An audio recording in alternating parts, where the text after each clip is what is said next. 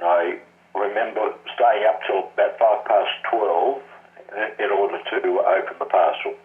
It was a lovely present.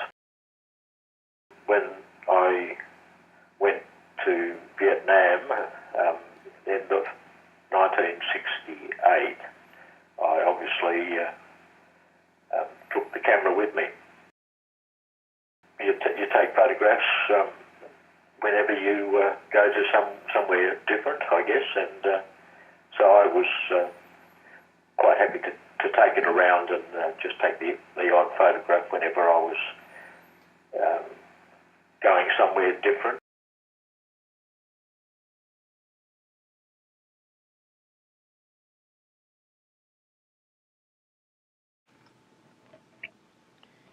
This barrel held the immediate future for 40,300 young Australians who have registered for national service since January the 25th.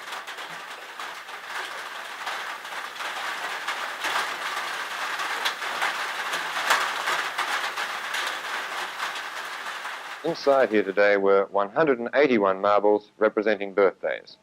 96 were drawn to provide a nucleus of 4,200 young men for training this year.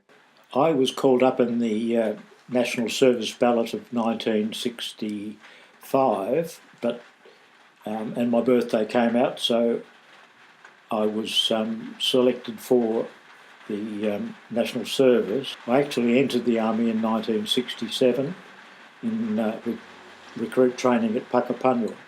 In many ways I was quite happy to go because it had been part of my family. Both father and grandfather had been in the Army, and while it wasn't made a big thing of or anything like that, it was always something that I knew that they'd been to, and was pleased in a way that I could go.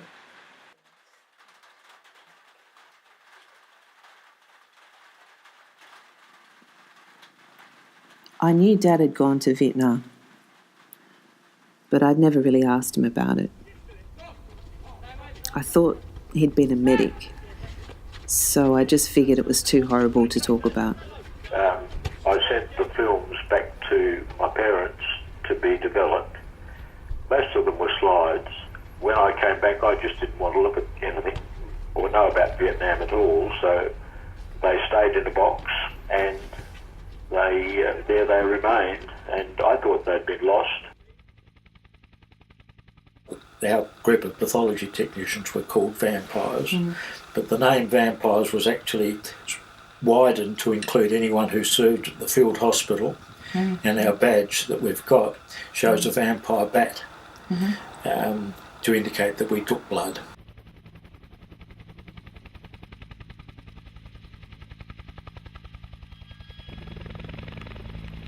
When I came back from Vietnam, the television was saturated with Vietnam images, material.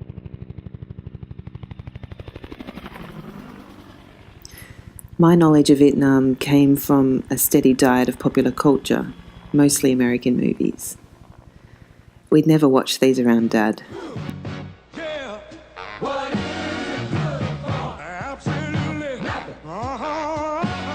You headed north. Where are you going to? Not train.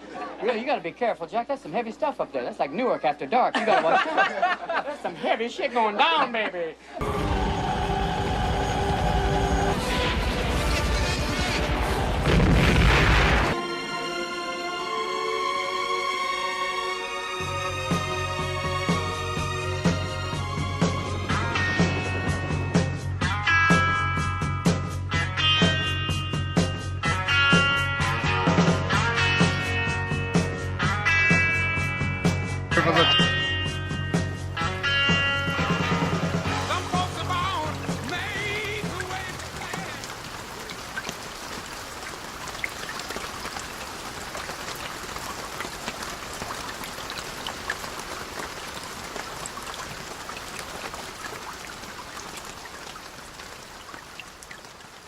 I took over packets of seeds. I got my father to send them over to me. I tried to grow some around the base in Vietnam. I wanted to give it to one of the local farmers on the way into Vung Tau, so I walked in one day along the road, and I walked off the road through the farmer's farm towards the house I could see in the distance, and he came out to me, and I said, "Toi rak we mong do kap pong," and he looked at me in absolute amazement. He didn't have a clue what I was saying. That was supposed to be, "I'm very pleased to meet you, sir." But he didn't know that, and nor would anybody else. And I tried to hand him a packet of seeds, and he went, "No," and recoiled in horror away from me. And I thought, what have I done?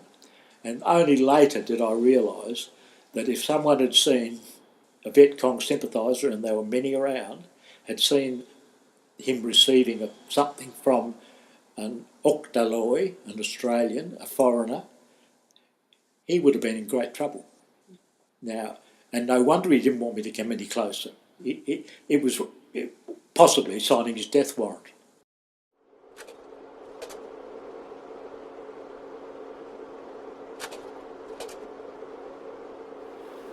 At one stage, the Prime Minister, I think it was Mr. Gorton at the time, came to visit the hospital and came in to talk to the soldiers that had been wounded. He started from the other end of the ward, in together with the commander of the base, and senior officers were with him, and moved around asking the soldiers how they'd been wounded and how they were feeling, and congratulating them and so forth, and gradually was moving up the ward towards me. And I was wondering what I was going to say. Did I accidentally burnt my leg making a cup of coffee, and he got infected playing volleyball, and I was starting to panic. I couldn't get out of bed and didn't know what to do. But fortunately, they were obviously running behind schedule, so he had to say, "Okay, I'm sorry boys, I've got to go now." Didn't get round to talking to me, which was just as well.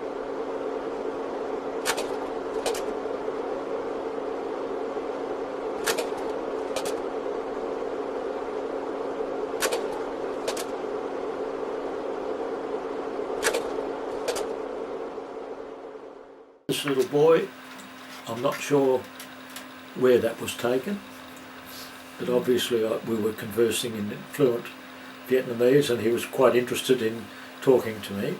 He probably thought, what a funny person that is.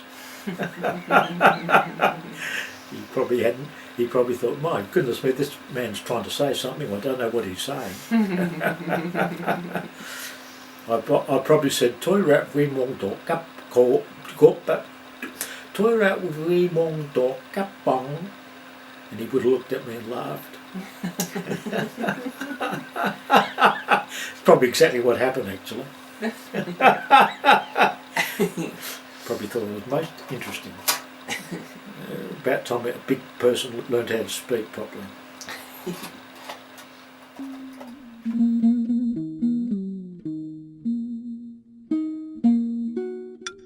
One of my leave breaks, I went out to some of these villages and went out with the missions into the field, trying to show the Vietnamese how to grow carrots and how to grow dwarf beans. We were having to carry water from the paddy fields into and water these crops by hand, and the little Vietnamese boys thought it was great because they could get to ride in the back of the jeep and help to water it, and they could get some sweets and whatever. And then over the fence, and these poor little carrots were desperately trying to survive, and mostly they died.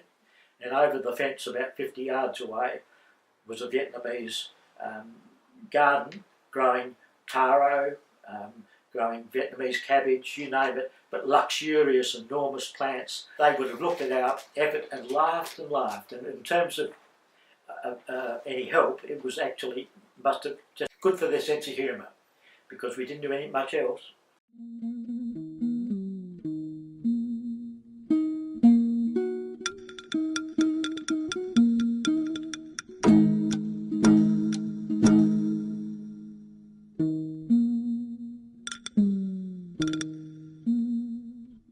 A lot of us go into countries thinking, yes, we've got the right way, we can help, we can do things. in actual fact, we don't know the half of it. We just haven't got a clue. Even with the best of intentions, you can make an awful mess.